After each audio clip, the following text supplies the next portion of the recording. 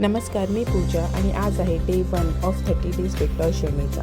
यापूर्वी मी 10 days weight loss जर्नीचं एक चॅलेंज घेतलं होतं, पण 9व्या आणि 10व्या दिवशी ते काही कारणास्तव कंटिन्यू नाही झालं आणि जो शेड्यूल होता खाण्याचा पिण्याचा तो फार बिघडला होता, कारण मी ट्रॅव्हल करत होते. ही एक अशी गोष्ट आहे जी मला ओव्हरकम करायची आहे. बेसिकली जेव्हा आपण ट्रॅव्हल करतो तेव्हा जे आपलं शेड्यूल आहे खाण्यापिण्याचं किंवा काय खाल्लं पाहिजे काय नाही खाल्लं पाहिजे या सगळ्या गोष्टीवर आपण फोकस ठेवलं पाहिजे, तेव्हाच आपण वेट लॉस करू शकतो.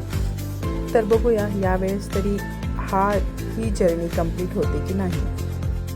आज मॉर्निंगला उठल्यावर मी बनवलं होतं डिटॉक्स ड्रिंक आणि ड्युरिंग द वर्कआउट मी डिटॉक्स ड्रिंकच घेतलं होतं. त्यानंतर मी गेले होते वॉकला.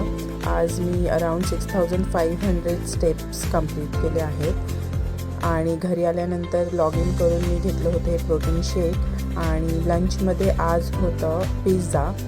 ह्याचा बेस मी मुगाच्या डाळीपासून बनवला होता, त्यामुळे तो फार हेल्दी पिझ्झा होता आणि इवा आणि कियांशलाही फार आवडला होता.